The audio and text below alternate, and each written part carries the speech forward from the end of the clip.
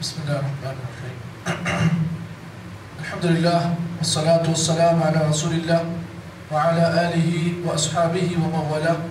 فأعوذ بالله من الشيطان الرجيم. بسم الله الرحمن الرحيم.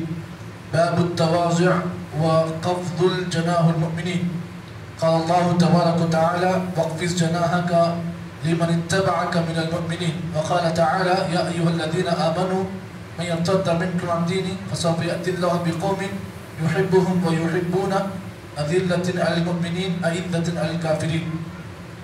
ایک نیا باب شروع ہوا. اس سے پہلے گزشتہ باب میں آپ کے سامنے شبہات سے بچنے کے سلسلے میں حدیثیں آپ کے سامنے بیان کی گئی ہیں. یہ باب ہے باب التواضع وخفض جناح المؤمنین.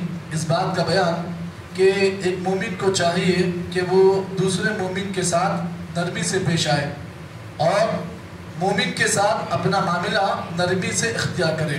یہ اس باب کا ترجمہ ہے. اس باب کے سلسلے میں مؤلف رحمہ اللہ نے اس باب میں 2 آیتیں پیش کی ہیں. پہلی آیت سورہ شورى کی آیت نمبر 215 ہے.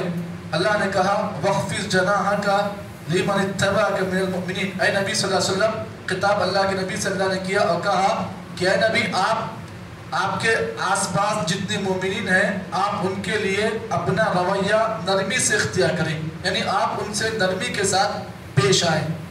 یہ اللہ تعالیٰ نے اللہ کے نبی صلی اللہ علیہ وسلم کو حکم دیا ہے کہ اگر کوئی آپ کے درمیان میں کوئی آپ کے آزو بازو اگر کوئی مومن ہے تو آپ ان کے ساتھ نرمی سے پیش آئیں. اللہ تعالیٰ نے اللہ کے نبی کو اس بات کا حکم دیا ہے. اس باب میں بے شمار حدیثیں مؤلف نے بیان کی ہیں. آج کے درس میں پہلی حدیث آپ کے سامنے پیش کرنے جا رہا ہوں جس کو امام مسلم نے اپنی صحیح میں روایت کیا اور اب یہ حدیث حضرت عیاض بن حمار رضی اللہ تعالی عنہ ہے. وعن عیاض بن حمار رضی اللہ تعالی عنہ قال قال رسول اللہ صلی اللہ علیہ وسلم: ان اللہ اوحى الی ان تواضعوا حتى لا يبقى احد على احد ولا يبغى احد على احد. رواہ مسلم. صحیح مسلم کی روایت. اور اب یہ حدیث حضرت عیاض بن حمار رضی اللہ تعالی عنہ ہے جو اللہ کے نبی کے بڑے مشہور اور معروف صحابہ میں سے ہیں. فرماتے ہیں اللہ کے رسول نے ارشاد فرمایا: ان اللہ اوحى الی، اللہ نے میری طرف وحی کی، یعنی اللہ نے مجھے اس بات کا حکم دیا. یہاں پر اوحا سے مراد حکم ہے. اللہ کے نبی نے کہا اللہ نے میری طرف حکم نازل کیا، اللہ نے مجھے حکم دیا. کس بات کا؟ ان تواضعوا، یہ کہ میں مومنوں کے ساتھ نرمی سے پیش آؤں. یہ حکم اللہ نے اللہ کے نبی کو دیا. اللہ کے نبی فرماتے ہیں اللہ نے مجھے اس بات کا حکم دیا کہ میں مومنوں کے ساتھ نرمی کے ساتھ پیش آؤں. حتی لا یفقى احد علی احد. اور اللہ نے مجھے اس بات کا بھی حکم دیا کہ تم میں سے کوئی مومن کسی دوسرے مومن پر فخر نہ کرے. فخر کا مطلب پیسے میں، خاندان میں، عہدے میں، پوزیشن میں، بلڈنگ میں، جائیداد میں کوئی آدمی کسی آدمی پر فخر نہ کرے. وَلَا يَبْغَى أَحَدٌ عَلَى أَحَدٍ. اور اللہ نے اللہ کے نبی کو اس بات کا بھی حکم دیا کہ کوئی آدمی کسی آدمی پر کسی قسم کا ظلم نہ کرے. یہ پوری حدیث میں آپ دیکھیں اللہ تعالیٰ نے اللہ کے نبی کو 3 باتوں کا حکم دیا. پہلا حکم کیا دیا؟ اللہ نے اللہ کے نبی کو پہلا حکم یہ دیا کہ وہ مومنوں کے ساتھ نرمی کے ساتھ پیش آئیں. آج ہمارا معاملہ یہ ہے کہ اللہ تعالیٰ نے جن کے ساتھ نرمی سے پیش آنے کا ہمیں حکم دیا ہے ہم ان کے ساتھ سختی سے پیش آتے ہیں. اگر ہمارا کوئی مومن بھائی ہے تو وہ ہمارے نزدیک اس کا مقام اپنے سگے بھائی سے بڑھ کر ہونا چاہیے کیونکہ وہ ہمارا مومن بھائی ہے. اور ہمارا جب مومن بھائی ہے تو نرمی کا سب سے زیادہ حق ماں باپ کے بعد، اپنی بیوی کے بعد اگر کسی پر حق ہے نرمی کرنے کا تو مومن ہے، آپ کا مومن بھائی ہے. آپ ان پر نرمی کریں. یہ اللہ نے اللہ کے نبی کو حکم دیا ہے. آج ہمارا معاملہ کیا ہے؟ ہم آپس میں ایک دوسرے کے ساتھ سختی سے پیش آتے ہیں جبکہ اللہ نے اللہ کے نبی کو حکم دیا کہ اے نبی آپ صحابہ کے ساتھ نرمی سے پیش آئیں.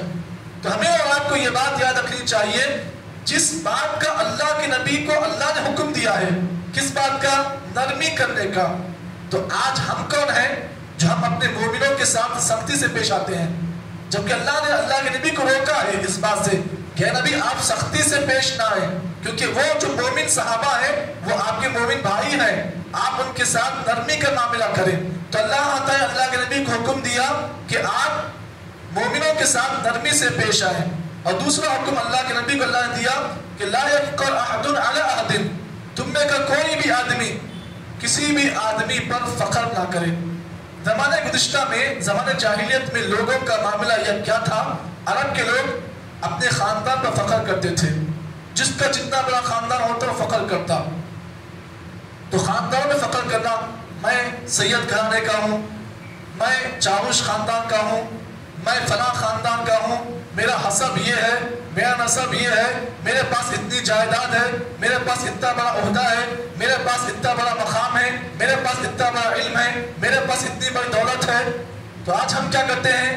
دولت کے نشے میں، پیسے کے نشے میں اور علم کے نشے میں، طاقت کے نشے میں ہم لوگوں پر ظلم کرتے ہیں، فخر کرتے ہیں، اے بھائی بڑا طاقتور۔ تو ہم آج کیا ہے؟